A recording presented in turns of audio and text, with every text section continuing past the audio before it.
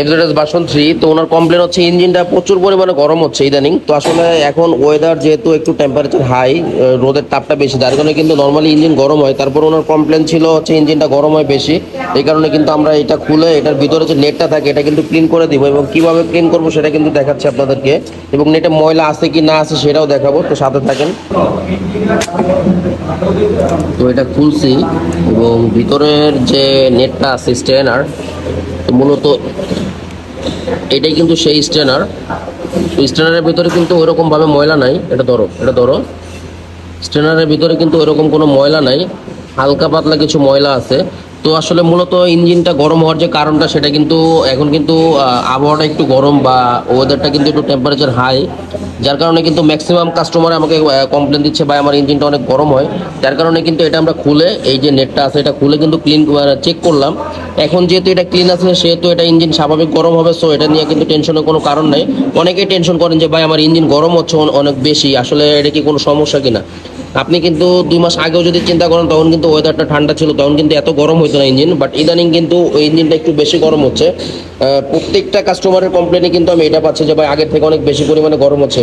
তো আসলে আমি বলবো যে আপনারা ফার্স্ট হচ্ছে আপনারা স্ট্যান্ডারটা দেখতে পারেন। ইঞ্জিন গরম হওয়ার প্রধান যে কারণটা আমি যেটা খুঁজে পাই সেটা হচ্ছে স্ট্যান্ডার। তো ফার্স্টে হচ্ছে আপনারা স্ট্যান্ডারটা দেখতে পারেন। যদি স্ট্যান্ডারটা ক্লিন থাকে তাহলে হচ্ছে টেনশনের কোনো কারণ নাই। আর যদি স্ট্যান্ডারটা জাম থাকে তাহলে তো বুঝতেই পারবেন যে স্ট্যান্ডারের কারণে ইঞ্জিন সার্কুলেশনটা, মোবিলটা সার্কুলেশনটা ঠিকমতো হয় না।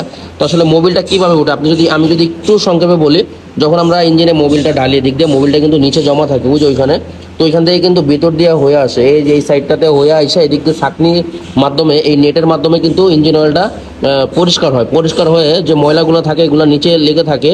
এবং বাকি যে ক্লিন যে অয়েলটা এটা কিন্তু এদিক দিয়ে হয়ে এখানে একটা ফিল্টার আছে গ্লাস কভারের ভিতরে, ফিল্টারিং হয়ে এই যে ছিদ্রগুলো দেখতেছেন এদিক দিয়ে কিন্তু, এবং এই দিক দিয়ে কিন্তু ইঞ্জিন অয়েলটা এই উপরে উঠে, মানে হেডে উঠে।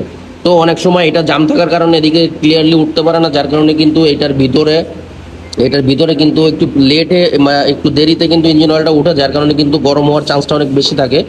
বাট এটা যেহেতু ওকে আছে, আমি বলবো এটা ওকে আছে। এই ধরনের প্রবলেম নিয়ে আপনারা আমার ভিডিওতেও আমার কথায় বুঝতে পারছেন যে হালকা পাতলা গরম এটা স্বাভাবিক হতে পারে, এটা নিয়ে কোনো টেনশনের কারণ নেই। তবে আর একটা জিনিস আমি আপনাদেরকে একটু বলি, ইয়ামাহার যে ইঞ্জিনগুলো আছে, ইয়ামাহা বাইকের প্রত্যেকটা ইঞ্জিনের যে কাস্টিং যে অ্যালুমিনিয়াম যেটা দেখতেছেন এটা কিন্তু ব্লু কোর এমন একটা মেটাল যেটা হচ্ছে খুব দ্রুত গরম হবে এবং ঠান্ডাটাও খুব দ্রুত হবে। যেমন আদার্স যে ব্র্যান্ডের বাইকগুলো আছে সেগুলোতে কিন্তু এই সিস্টেমগুলো নাই, সেগুলো কিন্তু অন্য ম্যাটেরিয়াল দিয়ে তৈরি। আর এটাতে যে ম্যাটেরিয়ালটা দেওয়া আছে এটা কিন্তু খুব দ্রুত হিট হবে এবং খুব দ্রুত ইঞ্জিনটা ঠান্ডা হয়ে যাবে। এটাকে বলা হয় ব্লু কোর ইঞ্জিন।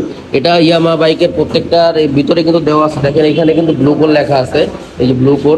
এটার মেন জিনিসটাই কিন্তু এটা হয়তো অনেকেরই জানা নাই। তো এটা স্বাভাবিক যতটুকু গরম হবে এবং ঠান্ডা হওয়ার কিন্তু অটোমেটিকলি হয়ে যাবে। তো এটা নিয়ে আমি বলবো জাস্ট আপনারা টেনশন করবেন না।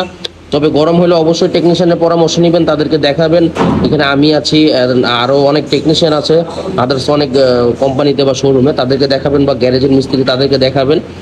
তো আপনার যেহেতু গরম হয় সেহেতু অবশ্যই কিন্তু জানানো উচিত। বাট আমি যেটা বলবো এটা নিয়ে আসলে কোনো টেনশনের কারণে প্রতি বছরে এই গরমের টাইমে কিন্তু আমি এই কমপ্লেনগুলো পেয়ে থাকি আপনাদের কাছ থেকে। তো এতক্ষণ ভিডিওটি দেখার জন্য সবাইকে অসংখ্য ধন্যবাদ। সাথে থাকবেন সবসময়। আসসালামু আলাইকুম।